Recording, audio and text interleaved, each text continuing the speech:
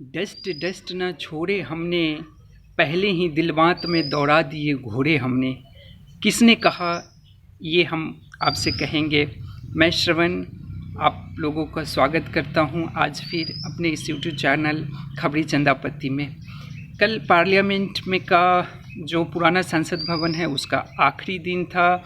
आखिरी दिन अभी संसद का 5 दिन का सत्र चल रहा है। 5 दिन के सत्र का आखिरी दिन अभी पुराने वाले संसद भवन में हुआ है। संसद भवन में प्रधानमंत्री मोदी जी का जो भाषण था वो इतना लाजवाब था कि सब लोग मतलब जितनी तारीफ़ करें उतना अच्छा था। मेरी इच्छा है कि प्रधानमंत्री मोदी जी का भाषण का कुछ अंश आपको बताऊं। उन्होंने जो चर्चा किया वेद से लेकर विवेकानंद तक के लिए सबका साथ सबका विकास पे खूब सारा चर्चा की है।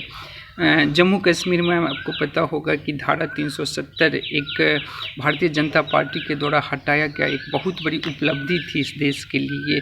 उस पे भी प्रधानमंत्री मोदी जी चर्चा किए। ज़बरदस्त क्या उनका बोलने का स्टाइल रहता है।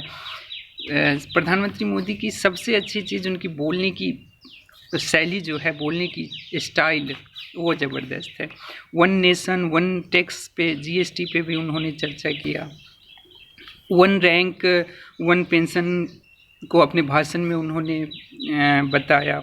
और उनके भाषण का जो सबसे ज़ोरदार पॉइंट था वो था कि देश में जो आर्थिक रूप से गरीब लोग थे उनके लिए जो 10% आरक्षण उन्होंने लेकर के आया उस पर वो खूब चर्चा की। और सबसे अच्छी चीज़ कि उनके इन सब बातों पे पक्ष और विपक्ष दोनों का साथ मिल रहा था। बहुत अच्छा लगा कल का मोदी जी का भाषण सुन के, जब विपक्षी नेता लोग भी उनके भाषण के अलग अलग विषयों पे ताली बजा रहे थे, टेबल ठोक रहे थे। तो ये कभी कभी देखने को मिलता है। तो कभी कभी आप भी देखा कीजिए पार्लियामेंट का सेशन, मन खुश हो जाएगा। बाकी दिन तो क्या हाल होता है हम आप सब जानते हैं। एक दो जो वाक़या था उनके भाषण का वो बड़ी लाजवाब था। उन्होंने उस ज़माने के जो पत्रकार हुआ करते थे जो संसद भवन को कवर करते थे उस पत्रकारों के बारे में भी चर्चा की है कि कुछ पत्रकार ऐसे होते हैं कि जो संसद भवन के अंदर का तो खबर देते ही थे और अंदर से अंदर का भी खबर दिया करते थे। तो इस पे काफ़ी मतलब हंसी आई सब लोगों को। विपक्ष के लोग भी हंस रहे थे, पक्ष के लोग भी हंस रहे थे, सब लोग एक दूसरे का मुंह देख रहे थे। तो वाकई में अच्छा स्टेटमेंट था। उन्होंने पिछले 75 साल के इतिहास में संसद भवन का वो पंडित जवाहरलाल नेहरू से लेकर के आपका शास्त्री जी तक, इंदिरा गांधी, डॉक्टर मनमोहन अटल बिहारी वाजपेयी, डॉक्टर मनमोहन सिंह, सबका जिक्र किया। तो ये बहुत कम ऐसा देखने को मिलता है कि वर्तमान के प्रधानमंत्री जो पूर्व के प्रधानमंत्री हैं वो भी विपक्षी दल के प्रधानमंत्री रहे हैं, उनके बारे में खुल के चर्चा करें। तो अच्छा था मिला जुला करके। नॉर्मली ऐसा देखने को मिलता नहीं है। जब भी भाषण होता है तो आप देखते ही हैं कि किस तरह से विपक्ष और पक्ष एक दूसरे पे हावी हुआ करता है। जो बांग्लादेश के मुक्ति आंदोलन में इंदिरा गांधी का योगदान था, प्रधानमंत्री मोदी जी उस योगदान को भी पार्लियामेंट में अपने भाषण में चर्चा किए। उसके लिए भी काफ़ी ज़्यादा उनको प्रशंसा मिला, ताली बजी, खूब सारा टेबल ठोक के उनके भाषण को मतलब अच्छाई के तौर पे देखा गया था। पार्लियामेंट के बारे में मैं बता दूं कि अभी जो वर्तमान पार्लियामेंट है इसकी जो शुरुआत हुई थी वो हुई थी 1921 में और लगभग 6 वर्ष लगे थे इसको बनने में। मुझे जहां तक याद है कि 18 जनवरी 1927 को ये पार्लियामेंट पूरे बन करके तैयार हो गई थी। उसके बाद तब तक तो अंग्रेज़ी हुकूमत ही था। 20 साल तक 1947 तक अंग्रेज़ी हुकूमत था। उस समय इसे काउंसिल हाउस के नाम से जाना जाता था। फिर 20 साल बाद जब 1947 में भारत आज़ाद हो गया तब पहली बार प्रथम प्रधानमंत्री पंडित जवाहरलाल नेहरू ने अपना भाषण दिया था नियति से वादा तक, जो काफ़ी चर्चा में आया था उस समय। और उसकी भी व्याख्या प्रधानमंत्री मोदी जी ने आज पार्लियामेंट में की है। एक और चीज़ जो मुझे पता चला, मैं चाहता हूँ कि आप लोगों से शेयर करूँ कि वर्तमान का जो पार्लियामेंट है, मतलब अभी जिसमें आज आखिरी मतलब सत्र का पहला दिन हुआ था, वो संसद भवन का जो डिजाइन है वो आपका मध्य प्रदेश का मुरैना में एक मंदिर है 64 जोगनी का मंदिर, उस 64 जोगनी के मंदिर से वो कॉपी किया गया है। तो ये बात मुझे नहीं पता था, उम्मीद करता हूँ कि आपको पता होगा। अगर जिन लोगों को नहीं पता होगा उनको लिए बहुत सारी शुभकामनाएं, एक नया चीज़ जानने को मिला। आगे चलते हैं। मोदी जी अपने भाषण में 1975 के आपातकाल का चर्चा किए, जब पार्लियामेंट पे आतंकी हमला हुआ था, मतलब दिसंबर 2001 में। आपको पता होगा कि उस समय दिल्ली पुलिस के साथ 9 लोग की जान चली गई थी। बहुत ही मतलब दुखदाई पल था। एक पार्लियामेंट जो कि सबसे बड़ा लोकतंत्र का सबसे बड़ा मंदिर है, उसमें आतंकी हमला होना भारत के लिए एक बहुत ही कष्टदायक क्षण था। खैर, हमारे जो सुरक्षाकर्मी थे उसका मुंहतोड़ जवाब दिया। उसके बाद जो सरकार आने लगी उन्होंने उस आतंकी को खोजा और अभी तक आपको पता ही है कि आगे क्या हुआ। तो अभी जो वर्तमान में संसद भवन है उससे अभी 19 तारीख को आज 9 बजे फोटो सेशन के बाद नया पार्लियामेंट में नया सत्र का शुरुआत हो जाएगा। तो ये पुराने वाले जो संसद भवन है उसको एक संग्रहालय के रूप में मतलब रखा जाएगा, उसको एक अस्थायी संग्रहालय बनाया जाएगा आज ही के दिन। और एक जो सबसे अच्छी बड़ी खबर आ रही है जो पार्लियामेंट से हटकर है, केरला चलते हैं। पिछले 1-2 सप्ताह से काफ़ी डर का माहौल बना हुआ था, काफ़ी भयभीत सब लोग थे, खासकर जो केरला के आसपास के राज्य हैं और केरला के रहने वाले लोग निपा वायरस को लेकर के। पर आज बहुत ही अच्छी खबर आई है कि निपा वायरस का जो सिम्टम्स है वो नहीं पाया गया। जितने भी लोगों को मतलब छांट के रखा गया था जांच करने के लिए, उनमें से किसी में निपा वायरस का सिम्टम्स नहीं पाया गया। तो ये खुशी की बात है केरला के लोगों के लिए भी और पूरे देश के लिए भी।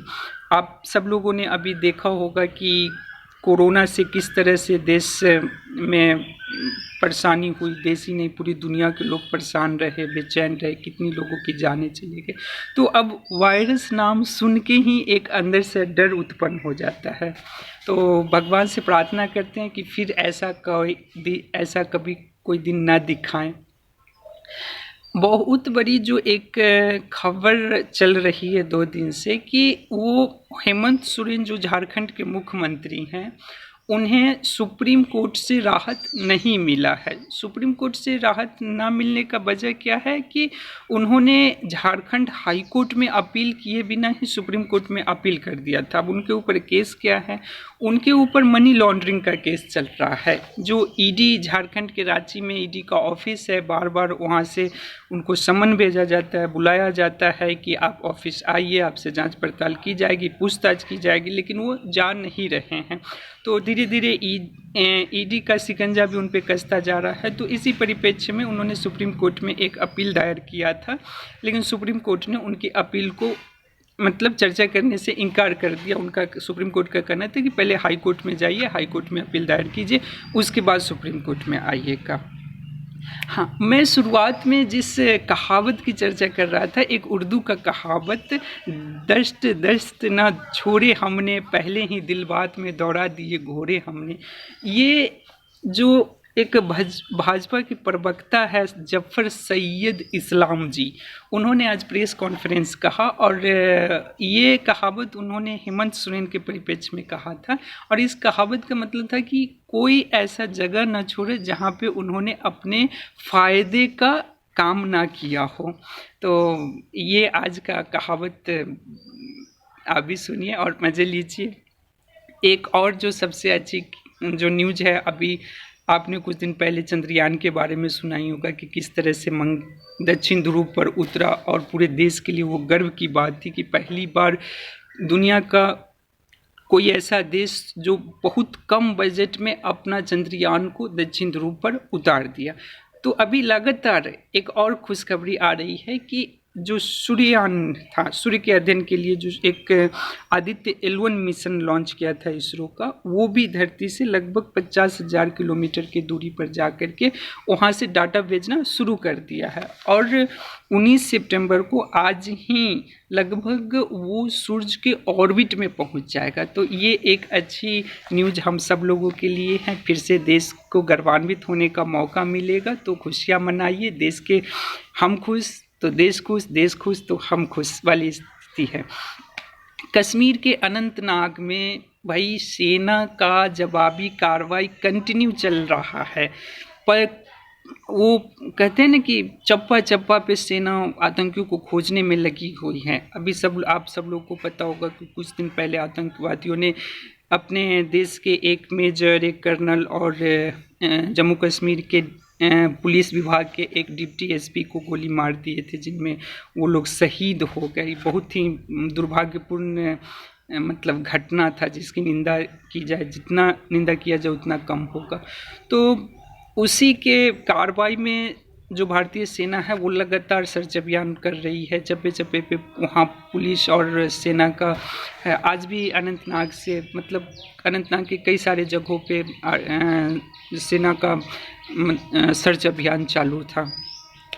कर्नाटक के होयसल मंदिर को फिर से यूनेस्को के विश्व धरोहर की सूची में शामिल कर लिया गया है। अभी मैं आपको कुछ दिन पहले ही बताया था कि अभी वो पश्चिम बंगाल में शांति निकेतन जो रविन्द्रनाथ टैगोर जी के द्वारा बनाया गया था, उसको यूनेस्को के विश्व धरोहर सूची में शामिल किया गया। और अभी ये लगातार एक के बाद एक दूसरी अच्छी न्यूज़ भारत के लिए है कि यूनेस्को में फिर से अपने कर्नाटक के जो होयसल मंदिर है उसको भी शामिल कर लिया गया है। इसी तरह से हम सब लोग कामना करते हैं कि और भी जो भारत के बहुत बड़े बड़े मंदिर हैं, बहुत बड़े बड़े पर्यटन स्थल है, उसको भी यूनेस्को के विश्व धरोहर सूची में शामिल कर लिया जाए। ये देश के लिए बड़ी ही गर्वान्वित वाला क्षण है, पल है। आज गणेश चतुर्थी है, तो मेरे तरफ से गणेश चतुर्थी की ढेर सारी शुभकामनाएं, बहुत बहुत बधाई। हम आशा करते हैं कि आपका जीवन इसी तरह हमेशा सुखमय और मंगलमय से गुजरता रहे।